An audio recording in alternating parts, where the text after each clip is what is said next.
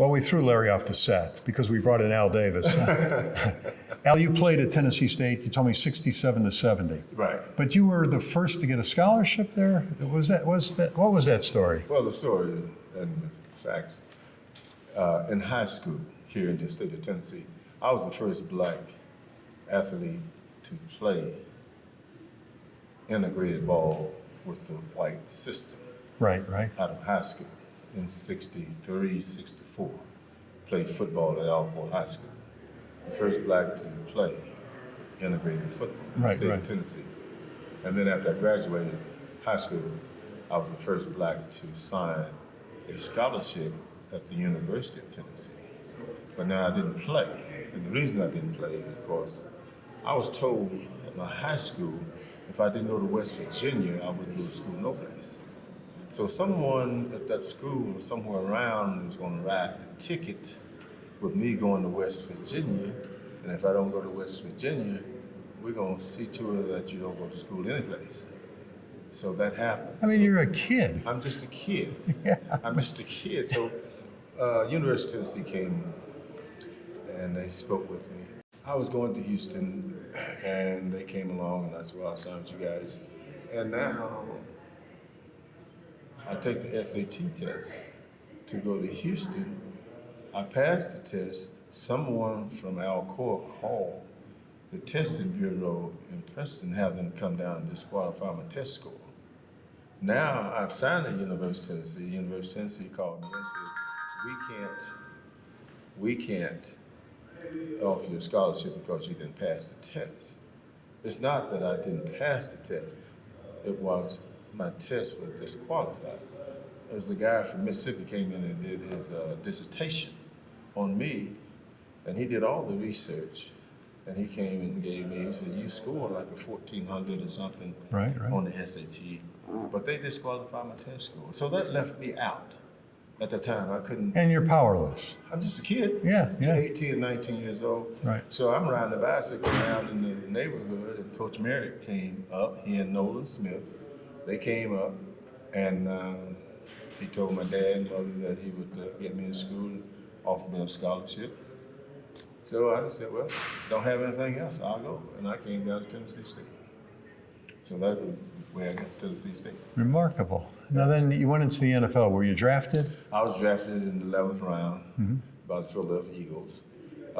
At Tennessee State, we had, every year we have guys going into the pros. Right. And then A lot of guys going into the pros. Tons. It was amazing. Yeah, tons. Because Tennessee State and Grambling at the time had more guys in the pros than any other schools in the country. Right. So once I was drafted, I wasn't excited because they were offered me a contract with Globetrotters, baseball contract at an early age, high school, the Houston Oilers. So once I was drafted, I wasn't excited. Now, let me ask you, when you look back, do you ever wish that you might have stayed with the baseball? Well, I was wanting to play baseball because football was just fun. But when I came to Tennessee State, they made it work. Right. Football for me was fun. Right. Baseball for me was work with the craft. Right. How to hit it. Right. How to catch it, how to throw it. Right. I enjoyed that, and I could stay on the field all day with baseball because it was fun. Fun for football for me was to practice once a day. Right. I had a gift to negotiate my body and my speed to elude those tacklers. Right. It was fun. Yeah. But I can't do that 2 a days or 3 a days. Yeah.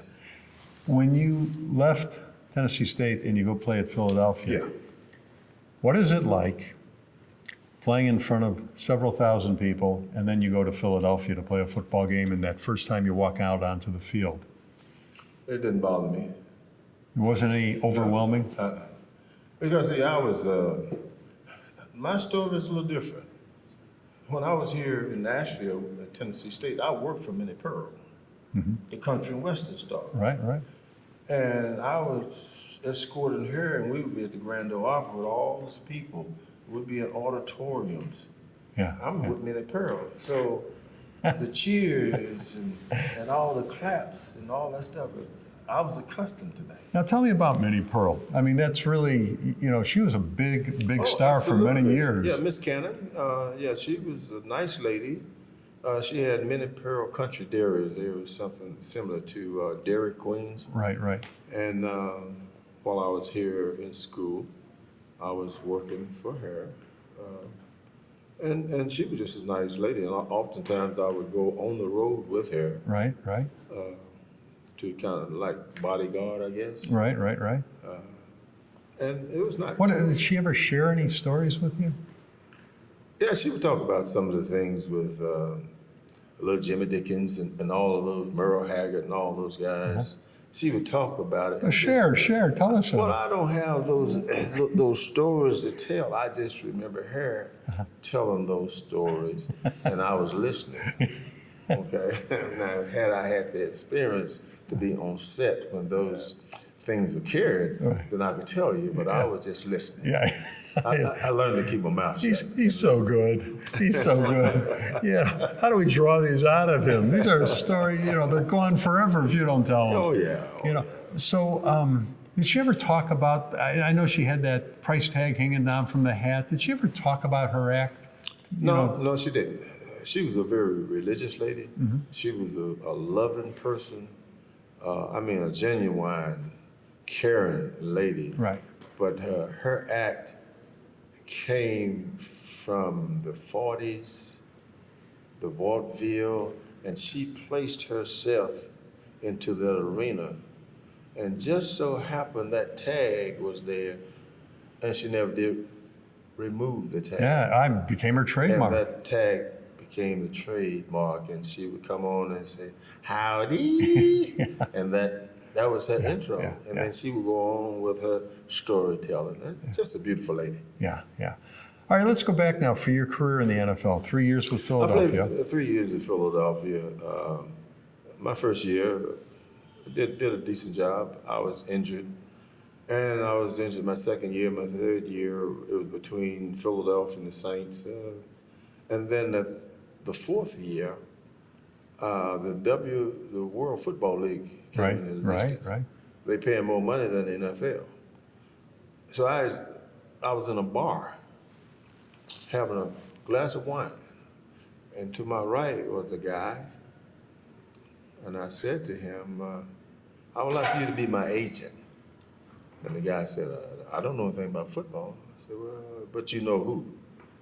He said, well, wait till my partner comes. So we all got together right there at the bar. And at that moment, they became my agent. And they asked me this: do you want to be known or do you want to make money? I said, make money. Yeah. And we moved from there and kept going. So we signed with the World Football League. World Football League was paying more money than the NFL. So these were legitimate agents then that you met? No, they wasn't. They were guys, they were friends, I should say. Yeah. To be polite about it. Yeah, and I'm not going to ask you anymore because I know you're not going to tell me. No, I'm not going to tell you, but they were friends and they knew who. Right. And they could make things happen. So how was your experience in the WFL compared to the NFL? Well, it was like playing in NFL because we had guys, the majority of the guys that's playing, starting, they're from the NFL. Right. So it was pretty much the same for the players. Same as the NFL. Yeah. It was just the World Football League. Did you have the crowds also? We had some large crowds, but not as large as the NFL. Had we sustained or maintained that league would have been something to contend with. Now, where did you grow up? I grew up in Alcoa, Tennessee. That's right outside of Knoxville. What was life like when you were a little kid? Alcoa, Tennessee is where the Alcoa aluminum bought the town. They brought in workers from the South. My mother and father was from Mississippi. And they brought in the black workers from the South because of the heat factor in the plant. They could deal with the heat. Right. So they brought those guys in to work at the plant, and my mother and father came in along with others from Alabama and Mississippi. And they paid decent wages, and I was raised there. Right. Went to school. This was during segregation. Went to school at a black school, Hall High School in Alcoa. And in 1963, 64, integration program came into play. Right. And I received a call one afternoon after football practice from the quarterback at the high school, Alcoa High School. We would like for you to come over and play football with us. And I said, no, I'm good. I'm fine. I'm good. Because I didn't need to go there. Right. I have scholarships. Right. Contract this. I'm good. My mother says, who was that? I said, the quarterback for Alcoa High School. They would like for me to come over and play football with them. Oh, Lord. You're going. Well, what do you say when your mother tells you go? You say yes. That's what you say. So I go. But my Well, how did you feel being in that situation now? let me tell you. It had to be hard on you. Let me tell you, it's a life-changing experience. Right. Playing, number one, over here at Hall High School, my mother kept me back in the 5th grade, and I'm doing great in school. For some reason, she kept me back. My mother. What was that about? That was her thinking. That was her. So that put me a grade back. I never did like that. So I never did participate in academics because of that. I didn't tell her that. But since you did that to me, then I won't do nothing in school. And I didn't. Until my dad said to me, if you're going to be a big timer, you've got to be able to do more than one thing. And once he said that to me, Kind of clicked in. yeah, then I began to start reading. I wouldn't read nothing. I couldn't read nothing. Yeah. Because if you don't practice, you can't play. Right. And if you don't read and practice reading, you can't read. Right. So my learning began late. And then once she made me go over to Alcoa High School, oh my goodness, man, this is a changing situation. I mean, the atmosphere there. You're in the classroom, you have a white teacher, white kids sitting around you. You are sitting here studious, can't talk, can't communicate. You don't know what's next. And it wasn't just about me experiencing that. Those white kids was experiencing the same thing, because here's a black kid sitting next to them, something new to them. Right. It was new to them also. So life-changing situation. Right. And Were you able to feel good in quick time, or was it just hard to break in? well, this is where I was. I spent 10 years over at the black school. Mm-hmm. So I'm there. I am an athlete there, playing basketball, football, and baseball. And once I go over to Alcoa High School, I was labeled now as a football player. Mm-hmm. I can't play basketball because that's their system. Mm-hmm. At the black school, if you're an athlete, you play it all. And Right. if you are a freshman and you can play on a varsity and start, you started. Right. Over there, no, you have to wait until you become a junior or Right. senior. Right. That was the system. Right. And so many of our kids, when I was there, did not have that opportunity to display their talents because of that system there. Right. Okay, but I didn't have any difficulties communicating with the guys. In fact, I developed a relationship with the guys there in the community.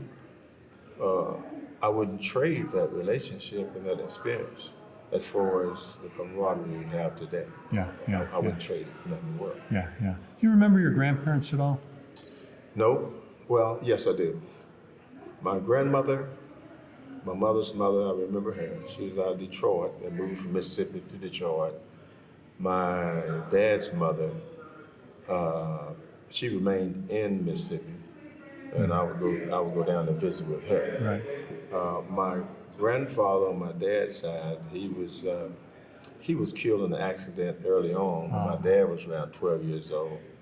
My mother's father uh, was somewhat a little distant, and I think my mother said I met him when I was like 2 or 3 years old. Yeah. So yeah, Yeah. that was my grandkid. Was your dad in the service? No, my dad was not in the service. My dad grew up in Mississippi, and he moved from Raymond, Mississippi, over to Jackson, Mississippi, and he was working at a Pepsi Cola company. And one of the guys there had received a letter from a man in Alcoa telling that we have a job for you. So it was for two guys, but one of the guys said he wasn't going, so my dad said, hey, I'll go. So my dad came along with this other guy, and they were hired in at Alcoa. Yeah, yeah, From that time, he stayed there, made his home there. yeah, yeah. What advice do you have for the next generation? That's difficult. It's difficult for me to foresee what is in front of them, because where I am and where I've been, it was different times. Mm-hmm. As we speak today, technology is changing. I mean, Instantly. just like we're sitting here. Yeah, And the moment we leave here, just in a moment, technology is changing Right. our lifestyle. right. With the young kids today, I can say this, it's my opinion. In education, I don't think in 15 or 20 years we will have public schools because of technology. Right, Kids right. be going to school at home with a computer, and every kid will have a computer. Every kid will grow up knowing how to use a computer Right. because of the times. Right. Order groceries. Yeah, If you purchase a car, computer handles the car. This technology will change our lifestyles. yeah. The way it's going. Oh, it already is. Oh yeah, absolutely. you You know know. what I mean? That phone, that little cell phone. Who ever thought that you have a phone and not have a landline? Yeah, yeah. It's technology is moving forward. I will say this. I think young kids need to take a look at technology in reference to maintenance of computers and the system, building. I think in those areas Yeah. there are opportunities. Yeah. Because when I came along, we had plants. Mm-hmm. Ford, GM, and on Right. with the guys on the line. Yeah, the assembly Now- lines. Assembly lines. Yeah. Now you have the automatic arms and things doing that. Yeah. But even with that, with the computer system and technology, they will put a system in place where those arms and other things are going to be so to the point where there are no errors. Yeah, yeah. No errors in manufacturing and putting a door together for a car. Larry, and I just met him Right. just a moment ago, and I looked in his face, and he was looking at me smiling, and I said, I know your face. Uh-huh. He said, Larry Mallett. I said, that's right. It's been years. But anyway, with the work that he's doing and the work that I've done and continue to do, it has an impact on your community. Right.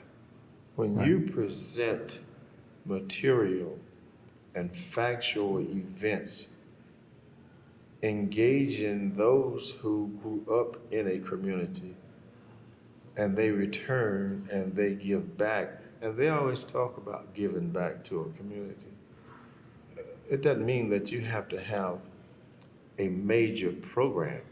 Right, right. No, that means if you touch those young lives of those kids that are going to the middle school The ripple effect.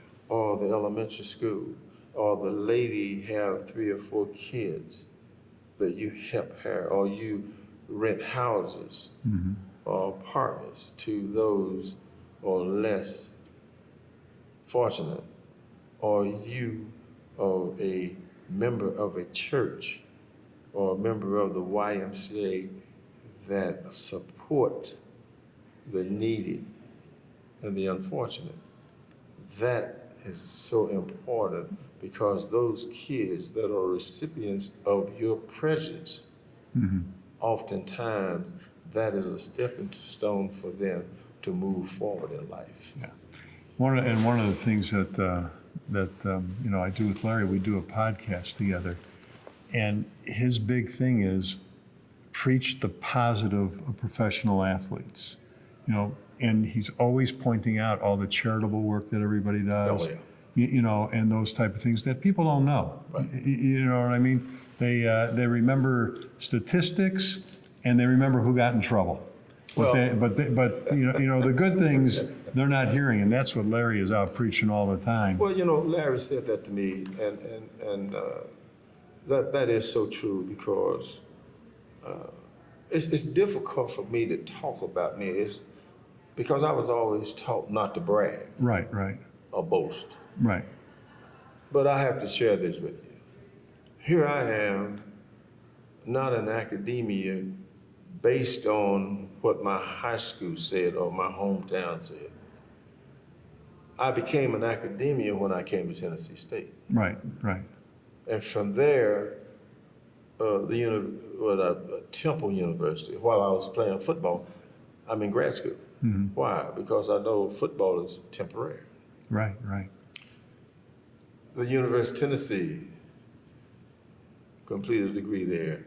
Then I go to Lincoln Memorial, completed a degree there. Then I go to, Nova, whatever it is, completed a degree there. So I have academic degrees. Right. To be an academia. Right. But I'm the same kid that I could not get in the University of Tennessee, but I'm the same kid that have a degree from there, an upper level degree, and become an adjunct professor. Right. I don't look at the university like that because it was not their fault. It was someone else's fault. Right. So academically, Tennessee State gave me my foundation because I began to participate. Yeah. See? And that's so important. So are you teaching now? No, I was in Philadelphia. When we played ball, you had an off-season job. Right. So I would work as a substitute teacher in Camden, New Jersey. Oh man, you were probably the most popular teacher. No, I wasn't popular. We didn't do it that way at that time. If you played pro football with me, I wasn't waving the flag. I was just there. Right.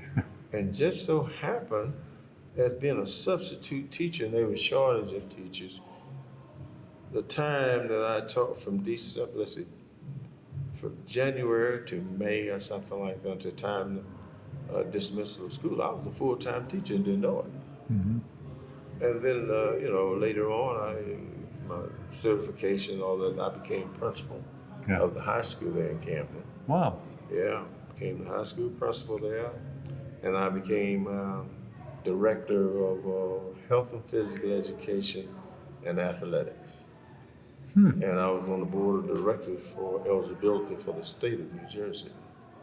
So all of those things, where I came from and where I kind of sit down, I had a seat in New Jersey of all of those things. But I look back at, as the athlete of success, And success, in my opinion, is not how you live while you play the game.